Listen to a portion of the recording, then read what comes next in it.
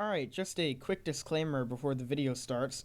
I did end up doing a little bit of a more laid-back format this video, just because this is more of a building episode than it is a launching episode. But yeah, regardless, hope you enjoy. I put a lot of effort into this one.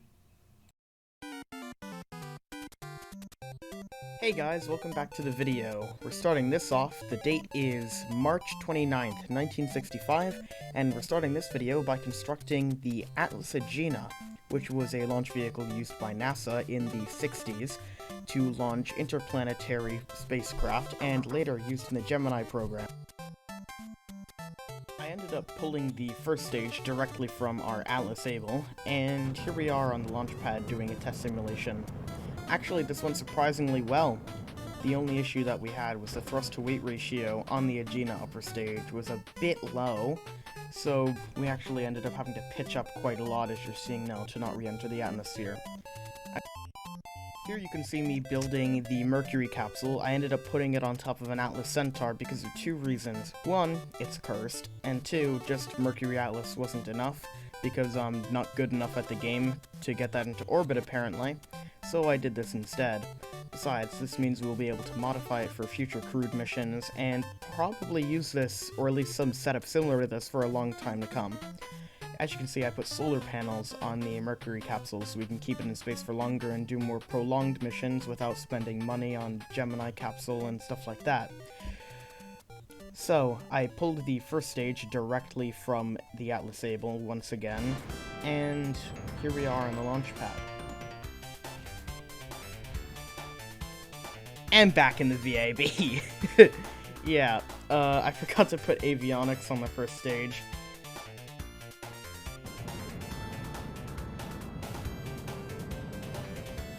And this launch was a failure because I forgot to jettison the skirt. So here we are back on the launch pad, lifting off again, and this time I remembered to jettison the skirt, so that was pretty good.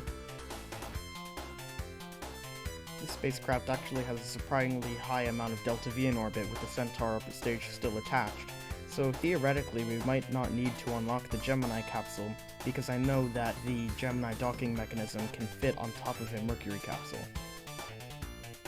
Here you can see we're re-entering the atmosphere. I didn't feel the need to do the full re-entry because I knew the parachutes worked. I modified the Atlas Agena by replacing the Agena A engine with the Agena B engine after I unlocked it, which is what you're watching right now.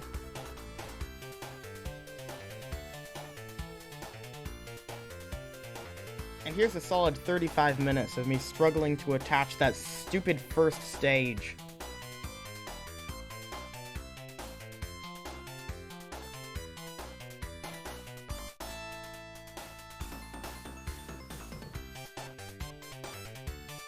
Back on the test stand again, simulating another launch, because I wanted to see if the engine would work or if we had any trouble with it.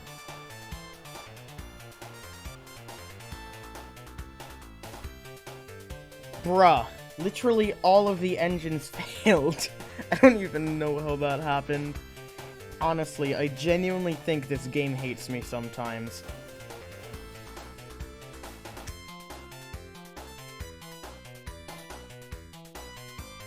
I also ended up modifying the Mercury Atlas Centaur by removing the Mercury capsule so that way we can have just a base Atlas Centaur to launch interplanetary missions with, which you'll see me use next episode most likely. Alright, here we are back in the VAB building another launch vehicle because I've completely given up putting effort into these videos. Anyway, you can see building the Saturn 1, or at least my spin-off of it, which consists of 8 redstone tanks surrounding a center redstone tank. And the Saturn 1 was used as a test platform for components in the Apollo program, such as the Lunar Lander, the CSM, and later the Saturn 1B was used in the Skylab program and the Apollo-Soyuz program. I'm building it now. I decided to go relatively simplistic, not putting a lot of detail in, simply because that would add mass, decrease delta V, etc. So, I'll let you enjoy the time-lapse, and I'll see you in the simulation.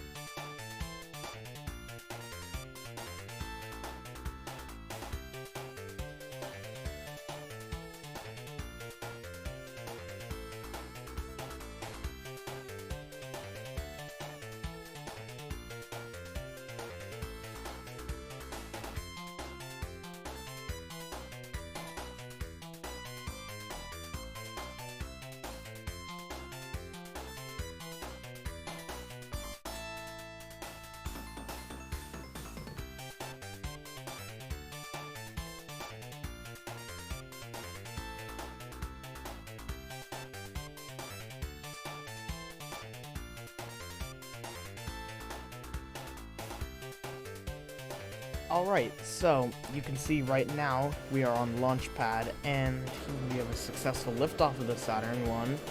I don't know what I'm going to call this version of it, because after all this is a spin-off. I put the Centaur upper stage with 2 RL10s, then the S4, which has 8 RL10s instead of 6, because I'm lazy and have a short attention span and want this to be able to put heavier payloads in orbit. And a very thick first stage, because we don't have the tech for more powerful H1s, so I decided that we should just upgrade and stretch the tanks later on.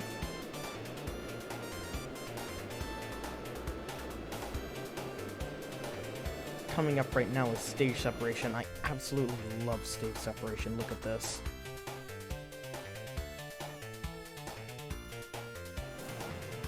It fires like a cannon. It's amazing. And I definitely didn't steal the idea from N9's live stream. Anyway, back to the video. Yeah, as you can see, 8 RL10s instead of 6 because I'm lazy, and I want this to have a somewhat high TWR. Well, I'll let you enjoy the rest of the launch.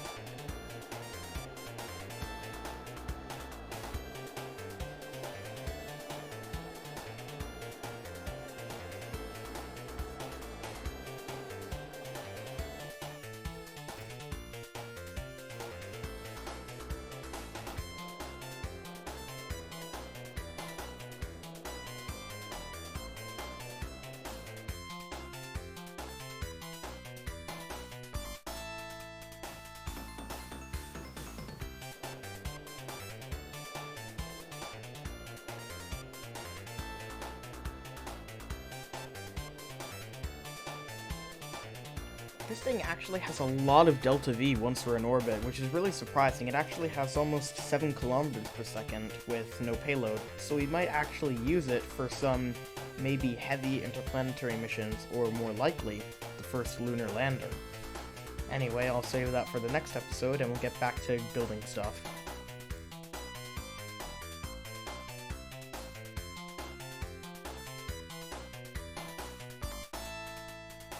I accepted the contract for the first Kerbal passing the Kármán line because we are a bit low on funds, and even though it isn't putting a Kerbal in orbit, this will get us a lot of funds which we'll be able to invest in upgrades, better launch facilities, and having enough money to actually launch the Saturn 1.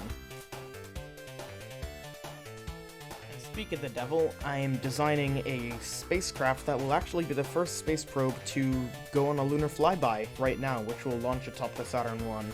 And we'll see that later this video on the hell that it brings me.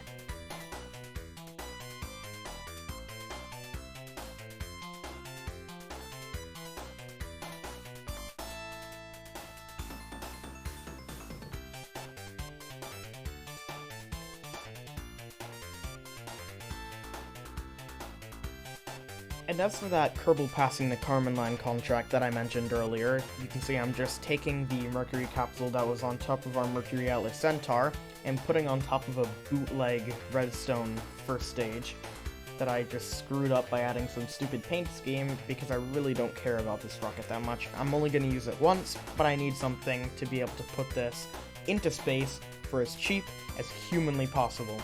So that's what I'm doing here.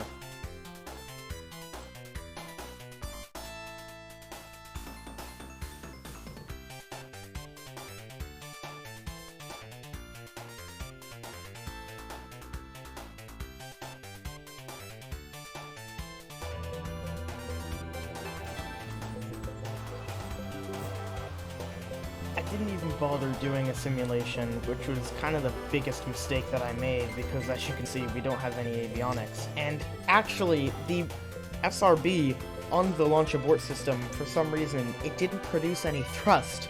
I don't know if that's just engine failure, but let's get some nice no-clip action there. Anyway, I don't know if that's an engine failure or what, but yeah. So, attempt number 2. Let's see how this goes.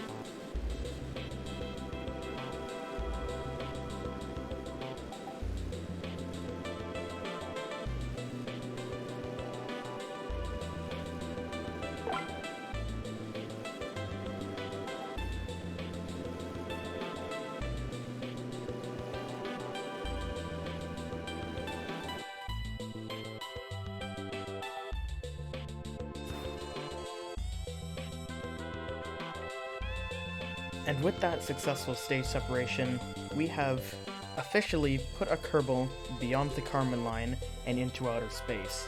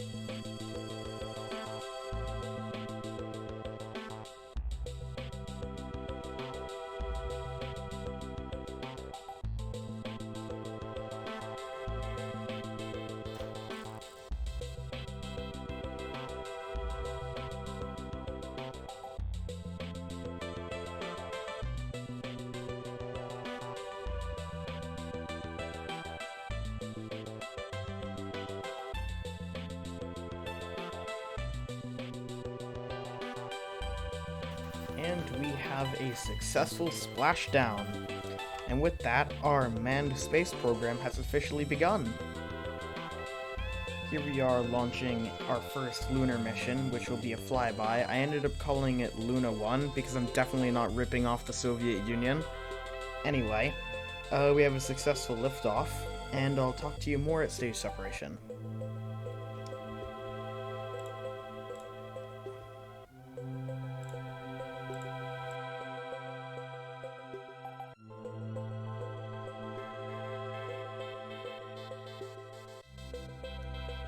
We actually barely got into orbit because, as you saw with stage separation, we pitched down because MechJeb just decided to. But yeah. And we have solar panel separation. The upper stage ended up wobbling, but that's because I didn't turn on Smart ASS for a while. Turned it on and we ended up not having any issues with that.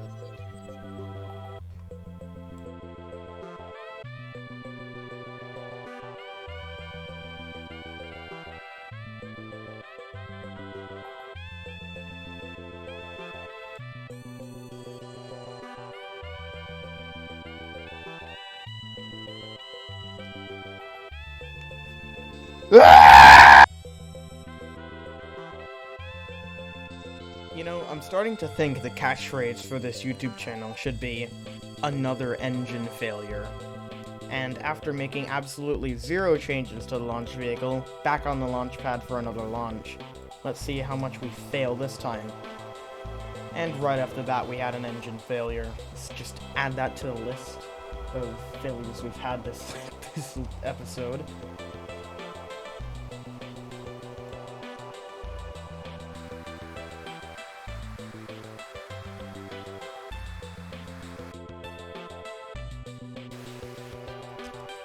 God, I love that stage separation.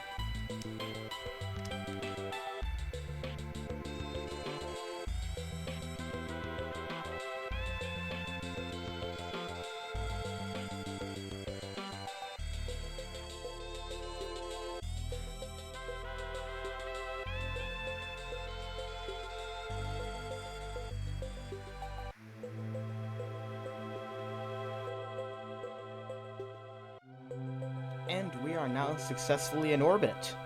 Now it's time to plot out our TLI.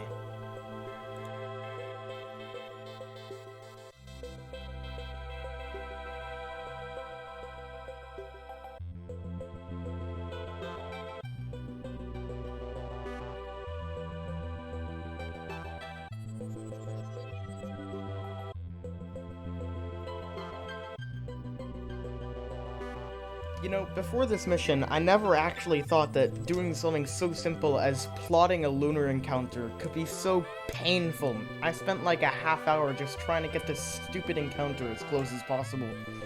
I ended up not even ever getting it below 8,000 kilometers without doing a correction burn. So we're ready to do that burn, and sadly, for some reason the RCS didn't work and the engines didn't have any ullage. I even tried separating it and seeing if that would do anything because I was that desperate. I thought that maybe the RCS would be enough, but I knew it wouldn't. I just didn't want another mission to fail.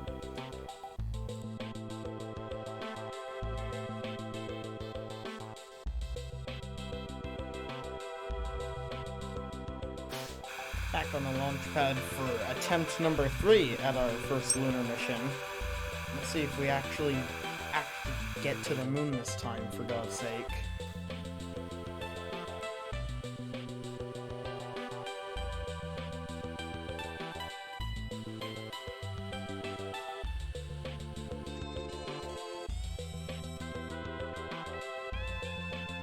I decided to spin stabilize because I do not want these engines to not have ullage. I don't know what happened with the RCS last time. I hope I fixed it, but I'm not taking any chances. So, plotting our maneuver once again. Luckily, it was a little bit easier this time. Probably just out of sheer luck. But we were able to get it quite close.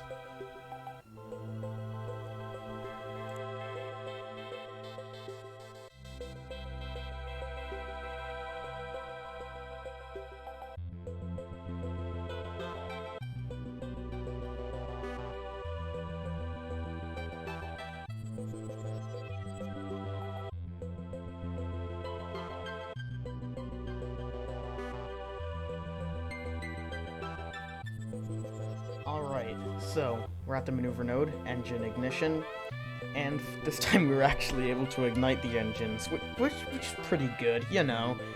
And anyway,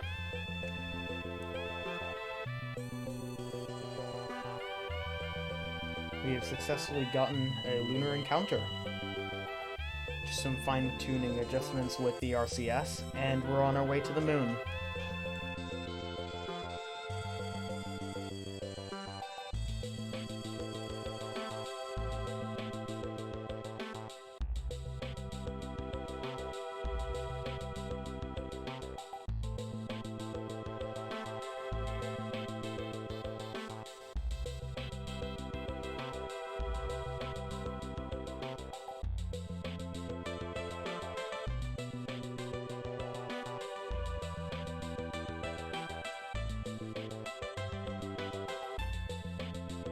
You know, even when I'm editing this now, I don't even know what the hell happened. It just deleted our lunar encounter. Ugh. Why does this game hate me so much? I'm genuinely starting to think the game itself doesn't want me to succeed at this point.